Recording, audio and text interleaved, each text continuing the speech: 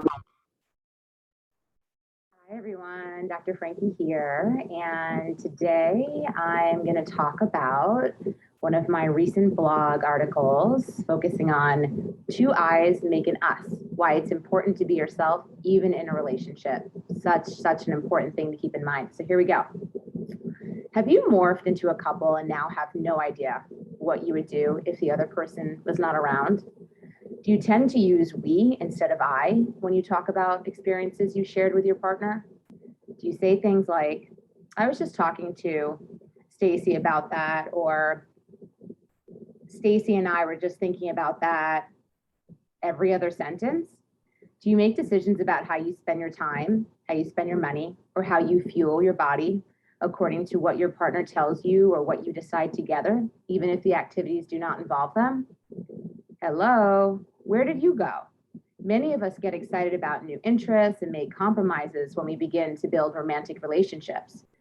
We might meet someone who's really into old films and realize we can no longer live without a Turner Classic Movie subscription. We might partner with someone who is vegetarian and start keeping a vegetarian kitchen in order to cook together.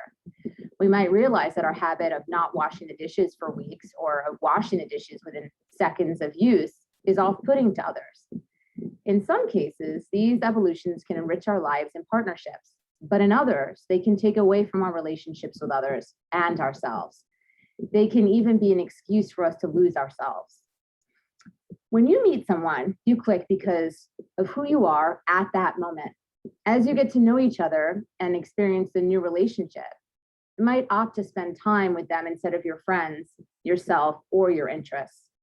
You might make decisions together around your shared time. Those decisions might creep into other areas of your life. As you're drawn into the excitement of it all, everything that isn't spending time together just seems less important. Yet that dynamic is very unhealthy and leads to many relationship problems. And here's why. It can make you afraid of change. If you let your boundaries dissolve and wrap up your entire life and identity in your partner, leaving the partnership can start to feel impossible.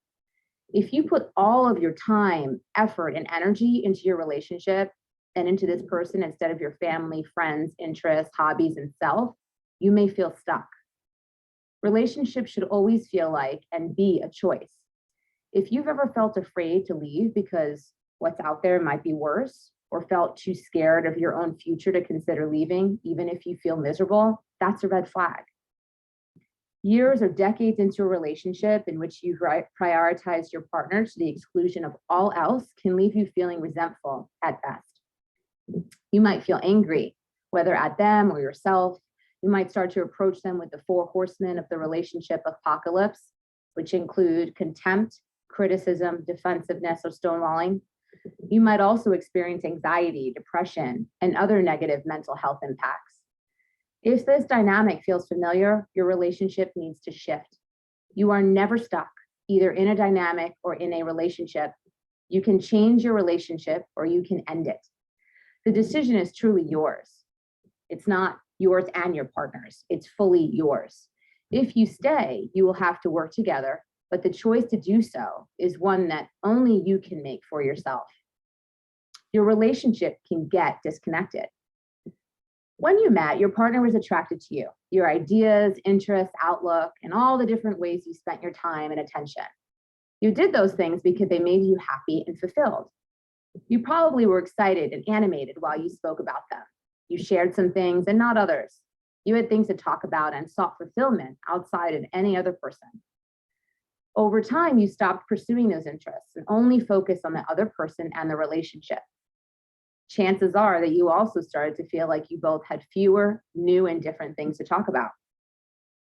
Some of those things you might have been happy or already seeking permission to let go of, but others you began to miss as they stopped being part of your life. Or maybe you weren't happy when you met. Maybe you felt like something was missing from your life and you shoved a partner into that empty space instead of figuring out how to be happy and fulfilled on your own. FYI, you'll never feel happy and fulfilled with a partner unless you feel happy and fulfilled on your own. Over time, as you get used to the relationship, the distraction from your misery that you found in your partner started to break down. you wound up even further away from happiness than you were when you met, and without many of the people and interests that supported you. In any case, not having your own networks of friends and loved ones for social support, your own interests, and your own individual dreams, as well as any you share, can pressure the relationship to be your sole source of happiness and fulfillment, which no one relationship of any description can be. Disconnection from each other is inevitable. Being your own person as well as your partner's partner is the only way to build a healthy relationship. Codependent relationships are between people who aren't whole. Healthy relationships are between whole people. Maintain your interests and friendships, regardless of whether or not you're in a relationship. Continue to grow individually, as well as growing the relationship together. In a truly healthy and loving relationship, each person encourages and supports their partner in pursuing their passions and dreams and in being the best version of themselves. If you're not growing as an individual because you worry that growth will come at the expense of your relationship, then something's wrong.